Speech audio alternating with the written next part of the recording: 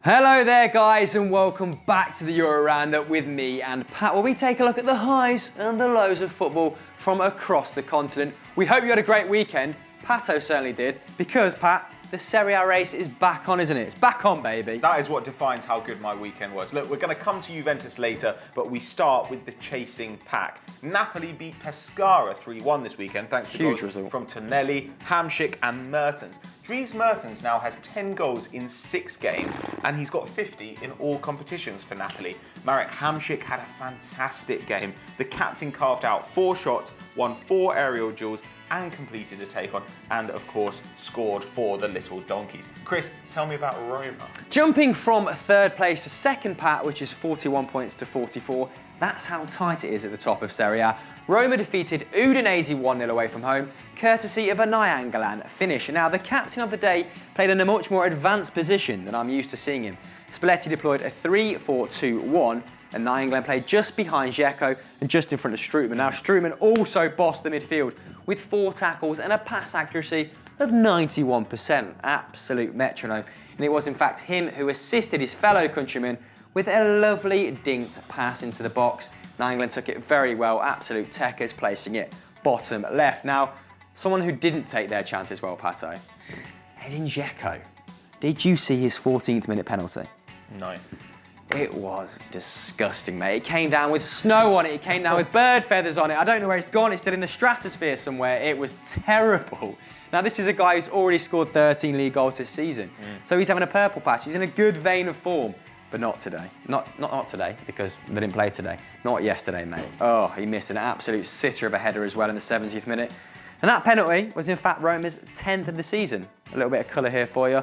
A team high from across the top 5 leagues in Europe. Yeah, so, I mean, didn't relate to what I was saying. Well, barely. No, just an but, you know, fact. just an interesting fact. Well, I've got some of those for you. Let's go back down to well. 4th place. We're now in 4th place. 40 points. Lazio beat high-flying Atalanta 2-1. Now, the Biancocelesti were hugely dominant in this game. 21 opportunities to Atalanta's 9, and Immobile and Milinkovic-Savic grabbed the goals. Now, we want to talk a little bit about the young Serbian. Oh. Arrived from Genk back in 2015, and though his chances to impress have kind of been few and far between, he was absolutely monstrous in this game. He's 6'4", so he's a big boy, and you can tell because he won That's 12... like me and Pat combined. Pretty much. He won 12 aerial duels, mate. 12 aerial duels. 8 tackles. 8 tackles. From a forward. What's he doing? 5 shots, 2 dribbles completed. That is one of the most unbelievable individual performances you'll ever see. Scored a nice header just before half-time. But actually, that's the 11th goal that Atalanta have conceded from a set piece this season. So if they want to continue their good form, then they need to get to work on the training ground. But what is the final order going to be at the top of the Serie A table? Can any one of these teams pip Juve? Or if not, where will they finish? Let us know what you think in the comments below. Our first losers of the week. See what we did there? Hint. We're heading over to the Chamber of Secrets, and we've located a pair of basilisks, mate. Oh, One's at the ready. Yes, Pato, definitely. Dimitri Payet, he's up first. Tell me about it. It has been the week of the snakes, starting with West Ham's talisman, Dimitri Payet. Now, it's not that surprising given West Ham's poor start to the season. And we believe he didn't actually want to leave Marseille in the first place. I'm sure he's enjoying the riches of the Premier League, but this is his hometown club he wants to go back to. So, sympathetic? Are we? Debatable. Now, West Ham still won 3-0 without him, with prompting Slaven Bilic to say, can we fucking talk about, actually? He swore. Shocking, I know. Randolph Noble or Andy Carroll, who scored a frivolous goal. I'm sure you've all seen it on Twitter. If not, please go and search for it. Prompting Karen Brady to say Pye has actually been at half throttle for some time. But taking a look at StatsBomb's James York's latest report on him, that isn't the case, is it, Pato? Now, he's producing 3.5 shots per game and 4.1 key passes when he plays. They are incredible numbers. That's better than Alexis Sanchez and better than Phil Coutinho when he plays, obviously. And when he does play, he actually has more than half of West Ham's shots in any given match. So he's still extremely important to the team. They're infinitely better with him, but the fans have turned on him now. They have. It's looking pretty poisonous. Yeah, we've heard them singing that they don't want Dimitri Payet anymore, but we will see if he actually leaves in January. A guy who isn't going to leave in January, Diego Costa. Now, he has had a huge bust-up with Antonio Conte. Apparently, there was a falling out with the medical staff. Conte was displeased, and the argument ended with him saying to the striker, go to China. Not ideal. Now, Chelsea aren't going to sell mid-campaign, especially when they're pretty much a shoo-in for the title, and Diego Costa has been the standout this season. He's been absolutely sensational. Now, Roman Abramovich doesn't need to sell. China would have to bid crazy money for him to essentially give up an easy title at this point. And also, an interesting point from James Richardson, who is an Italian speaker. He said on Twitter that go to China may not be as serious as it sounds, because of course a common Italian insult starts with vaffa, which means go to. So vaffanculo means put it up your ass. But, oh fuck.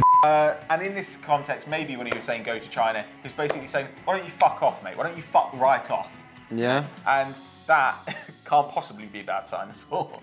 So it's probably maybe not as serious as we first thought. This is two very angry men shouting it. That's what you call clutching at straws. I mean, Chelsea fans will be happy to hear that, but who do you think is more likely to leave, guys? Dimitri Payet or the big man himself, Diego Costa? Let us know in the comments below.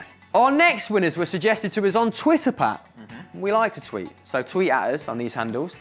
And it was Abdinho and Angel who both suggested Sevilla and Madrid should be in our winners section. Now, FD have covered Sevilla to an extent, but it's hard to talk about one without talking about the other. We're going to lean more towards Madrid, so apologies if there's any crossover. Pato, kick us off. Yeah, well, both teams we sort of felt deserved honourable mentions because Zidane's side obviously broke Barcelona's 39-game unbeaten record with that 3-3 draw against Sevilla in the Copa del Rey. But then Sampaoli's team kind of got their own back. They got a late flurry in La Liga to overturn a 1-0 lead of Real's and win 2-1 at home. Now, that actually kind of should have been expected, as Sampaoli's team have salvaged the most points in the last 5 minutes of games this season in La Liga. They've won 10 points in the last 5 minutes alone. Now, these were both gripping games, two really exciting attacking sides, and two characters featured particularly prominently. Sergio Ramos got a penalty in the first and an own goal in the second. That's his first ever own goal in La Liga. And Stefan Jovetic, who was a sub in both games, got a goal in both games as well. So he certainly looks like an excellent loan signing. Definitely, Pound, with a 14 million option to buy at the end of the season, which looks like it's already going to be optioned. Yeah, it was a fairly even game, the latter game that is. Both teams carved out 10 opportunities, Sevilla testing the goalkeeper 4 times to Real's 3. Both were sloppy in defence, actually. There were some hectic moments in the 6-yard boxes, but slick going forward, as you'd expect. Interesting thing about this game, Real played a 3-5-2 for the first time this season, straying away from that 4-3-3. I don't know if that's because Bale's injured, maybe. I mean, they have played Vasquez when Bale's been injured, so I'm not quite sure. But maybe they just wanted to shore up against this expressive Sevilla side at home. And it didn't work. Nasri kept finding pockets of space. He had nearly 9% of the game's possession. Wow. That's almost twice Modric, mate. Wow. Wow, indeed. That's Pato genuinely shocked there. He completed 87 passes from an advanced position. He played attacking midfield. That is 30 more than the closest Real player. 30, which was actually Ramos on 57. Mental numbers. But rarely can a game pass by, Pat, without us talking, a Real game that is, without us talking about Ronaldo. And he equaled Hugo Sanchez's penalty scoring record in La Liga. Hugo Sanchez, the old Real Madrid legend, he's also joined him on 56 penalties. 56 penalties? 56. Jesus Christ. This is genuinely the first time Pat's heard these because I scripted it this morning. Yeah, I didn't pay attention at all. That's unbelievable, mate. And two of the players we were impressed with while watching the game were Casemiro and Steven Nzonzi. They had a really good battle in the centre of the park, didn't they, mate? The former Casemiro, the Brazilian, made more tackles and recoveries than any other Real player in that team. That is his job, but he did it well. And check this out, Pato. Steven Nzonzi, the ex-Blackburn man, completed 90 passes. That's more than Modric and Kroos combined in the game. He was fucking everywhere. Absolute man mountain. Also completed 7 tackles and 7 aerial duels. This game sounds amazing. I should start watching football. Yeah, Real Madrid are now on 40 points with a game in hand. Sevilla are second on 39 and Barca in third with 38. So that's La Liga and Serie A that have sprung to life this week. What a weekend. Hotting up, mate. What a weekend. But guys, who do you think is going to clinch it? Let us know in the poll just above. Next up in the losers category are Southampton. Yes, the Saints have turned to sinners. Thank you. They lost to Burnley. Jesus Christ. They did, mate, and it was a Joey Barton deflected free kick as well. What is Fraser Forster doing? Terrible footwork from the big man, who I rate emphatically. Southampton are now on a run of 4 straight league losses, Pat.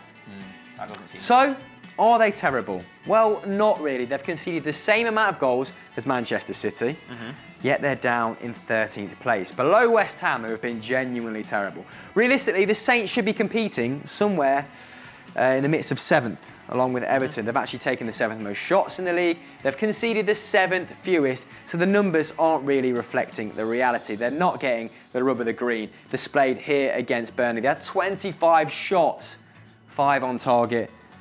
Burnley only had 9, 3 on target, and yet they're losing this game 1-0. Pato, they're just running out of options up front, aren't they? Yeah, the problem is definitely on the front end. They've only scored 19 league goals. Now, to put that in perspective, every other Premier League team has scored more goals than them, except for Middlesbrough. That's how bad they've been on the front end. So what do they need to do to get back on track? Now, I think that the club kind of can tell the difference between good performances that are not getting results and bad performances. So I think that they probably won't sack Claude Puel. I still think that he's going to do a pretty good job there. But maybe they do want to think about buying a striker. They've got Shane Long, who's dreadful. They've got Jay Rodriguez, who's still coming back from injury. And they've got Charlie Austin, who's always injured, even though he is pretty decent when he plays. Now, maybe somebody they could look at is Manolo Gabbiadini. They were linked to him last month. 4 shots a game, he takes 74% shooting accuracy, which is really, really high. Better pass accuracy than Austin and Long, so he'd fit into a possession-based system. He's also tall, and Napoli might be willing to sell. But will it be enough? They need to sort it out soon. Who should Southampton buy? Do you have a suggestion for them? Let us know in the comments below, and maybe we'll chat about it on this week's Transfer Review. Our final winner is Marco Silva, who secured a very credible 3-1 win over Bournemouth in his first Premier League game as Hull manager. Now, let's talk more about his appointment, the guy he is, his track record, and will he be the guy to keep them up more so than the result? Because I think that's a more interesting conversation to have. Now, Hull and the manager himself came in for some criticism when he was appointed from the likes of Phil Thompson on Sky, from the likes of Paul Merson as well. They were hypercritical of choosing him over someone like Gary Rowett, not promoting from within, not going to the Championship and picking a young promising English manager. But in his 2 games in charge, he already looks to have dispelled a lot of those sort of worries, doesn't he? He's put out a very regimented, very organised Hull side. He looks to be getting the best out of players like Tom Huddleston, which is important should they have to stay up. Huddleston wasn't a great performer under Mike Phelan. It was one of the weirdities of his stewardship in charge. Now, going back to Phelan, Pat, let's talk a little bit about that before we move on. Was it harsh to sack him in the first place? He inherited a squad of only 13 when he started. That is the worst preparation for a Premier League season I've ever seen. But he did sign the likes of... He signed 6 players. He signed the likes of Ryan Mason as well for £13 million. So they spent money, which is a club record, by the way. So they spent money, and he only won once after he was employed permanently. Now, this is a pretty poor squad, but did he deserve to go? And the harder question is Silva better placed to keep them up than someone like him or someone like even Nigel Pearson? Yeah, probably. I mean, Mike Phelan didn't really do much with this squad, but on the other hand, it's a championship squad. They were going to go down anyway. Mike Phelan did the best he could, I think. On the other hand, they weren't terribly organised. It wasn't like they were getting unlucky or that they were just overpowered by talent all the time. They genuinely put in horrendous defensive performances. And as we've seen, Paul Clement has arrived at Swansea. They did lose 4-0, but they actually deserved better than that in that game. And they've got a horrible backline to deal with as well. Silva, on the other hand, has a pretty decent pedigree. He's learnt English so that he could come to the Premier League. Formerly of Sporting and Olympiacos, went 17 games unbeaten with the Greek side and won the title. Won the Cup with Sporting and got Estoril, this is also in Portugal, promoted to the Primeira Liga. So he's actually... Yeah, he's got pedigree. He's actually done quite a lot already in a relatively young managerial career. He's represented by the Pro 11 agency as well. Now, they also rep a bunch of young, kind of exciting players. And so the idea, I think, partially behind his appointment, is that they'd be able to bring in these players, maybe get them on short-term deals or buy some of them cheaply and see what they can do with them. Now, I still don't think he's going to be able to keep them up. I think the squad is too bad, and I think they're probably too far gone. The club definitely needs new owners. Now, the Greater China Professional Services Limited were interested, but that was back in October, and now they're so far down at the foot of the table that I'm not sure they're going to want to buy anymore. But Hull are in a bad position. Silva's got some pedigree. He'll probably get them at least into, a dignified situation, if not keeping them up. And on a slightly more positive note, they did trigger a lot of one-year extension clauses in key players' contracts in the last couple of weeks. The likes of Snodgrass, the likes of Jake Livermore. So they won't be leaving for these paltry sums that have been bandied about, like the 3 or 4 million for Snodgrass, which is a silver lining for Hull fans, maybe. Silver lining. But will they stay up? And who will go down? And who will be the first to get sacked? Not an overly nice conversation to have, but let us know in the comments below. We promised you we'd get to them. Last up in our losers category, it's Juventus. It certainly is, pal. They lost, and deservedly so, 2-1 to Fiorentina, while Rome, Napoli and Lazio, as we said, all won. Now, man of the moment, Kalinic. He scored in each of his 3 games against Juve. He can't go to China soon enough for the Bianconeri. No. Obviously linked with a £45 million move to the CSL. And he's 29. At 29, yeah, obscene. Now, Fiorentina had 17 shots, 6 on target to Juve's 11, with only 4 of theirs being on target. So as we said, the Purple La Viola were dominant. Juve now just top by a point, but retain a game in hand. They've now lost as many games in the opening 19 of this season as they did in last season, when they were deemed to be in free fall, not touted as the front runners for the league. So it's not really the end of days, is it, for Juve fans? You're probably still going to romp home with the title. Just a little sticky patch. So. But it's weird that they've spent so much money on Gonzalo Higuain and they aren't running away with it, okay? That is weird. They brought him in because they thought he was going to be the dominant striker in the league. And I'm a huge Gonzalo Higuain fan. He's scored some fantastic goals this season. But he's got 13 in the league, which is the same as Edin Dzeko and the same as Belotti, who also has 3 assists. Higuain has none. Icardi is top goal scorer. So whilst I back them spending money, and whilst I really like Higuain, I wonder if they could have spent that money better. It wasn't like they really struggled for goals last season either. They still got plenty. And actually, Juve and Napoli last season were both outscored by Roma. So I'm not entirely certain that he's done what they wanted him to do. Do they need to win the Champions League to make that signing worthwhile? Could they not have spent the Pogba money a little bit more cleverly with a view to the future? Maybe they should have bought Belotti. Maybe he'd have been the right man for them, playing up front alongside Dybala. They could have been there for 10 years, who knows? But anyway, on the back end, same as it ever was. They've conceded 16 goals in 19 games. And this is actually only the 3rd league match this season in which they've allowed more than 1 goal. So if you want to get through that back line, you better bring a bunch of guys. What was weird for me about this game was that Pjanic didn't start. Oh, really? Yeah, and he's been their main creative force in the opening sort of exchanges in this Serie A season. But Juve fans, maybe you should let us know what went wrong specifically against Fiorentina, and could you have spent the money better in hindsight in the summer? Maybe not. Higuain, Don, Viva la Hig. Time for highlights and lowlights of the week, and uncharacteristically, I'm going to do lowlight this week, Pato, starting with your highlight. Yeah, well, it doesn't come naturally to me being positive, but I did really enjoy Alexis Sanchez being keepy-ups in the middle of the pitch this week. Now, obviously, recently we've been hearing about how miserable he is, and he did look cross when he got taken off, because he always looks cross when he gets taken off.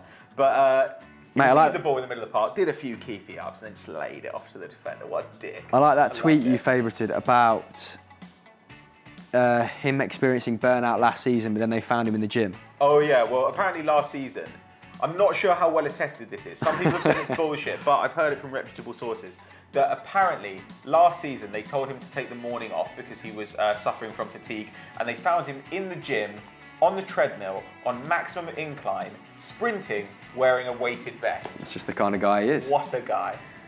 What a guy indeed. Tell And me about your lowlight. my lowlight, Pato, I only just found this out recently, although it was put in place at the start of the season. The Alams at Hull have banned concessions for children and pensioners. Why? So everyone pays a set rate. That is disgusting behaviour. dickish. Especially when you secure a £110 million promotion to the Premier League. Now, we know you want out, we know you don't care necessarily what Hull fans think, but that is disgusting. And they also ejected a guy for life, or for the foreseeable future, who was actually given the microphone at half-time He paid £2,200 to be the fan representative of that game. And then he was like, he said in the middle of the pitch, it's disgusting that there's no concessions for the children and pensioners. And they ejected him there and then, yeah. But good on him. He's our hero of the week. Doesn't exist. That's VFN. And that's my low light. So let's roll on to shout outs and then we finish. Wah, wah, wah. First shout out in our loser category comes from @Liam A. Stewart. He wants to talk about Genoa, who lost 4-1 to Cagliari, leaving them down in 14th place.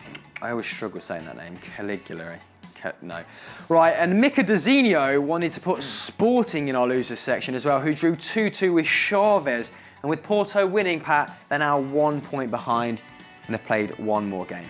That's not ideal, is it? Perilous. And finally, we've got Newcastle from @thatguy0399 to differentiate him from the other 398 that guys, including Danny Welbeck. Newcastle beat Brentford. Brentford? Fucking... Brentford even, mate. Let me do that again. Dwight Gale became the first goal scorer to hit 20 goals in a league season for the Magpies since guess who? I'm going to say Albert Luque. Alan Shearer, mate. You're an idiot. Well, joking. Wow. So that was this week's Euro Roundup, guys. We're going to have to wrap it here. And if you enjoyed this, why don't you check out Stat Wars from the weekend, where I'm currently winning in the polls for best story. What? Yeah, baby. Please go to Had a that. look this morning, so. Please go to that and help me win. And as ever, Like and subscribe. bush. Bye.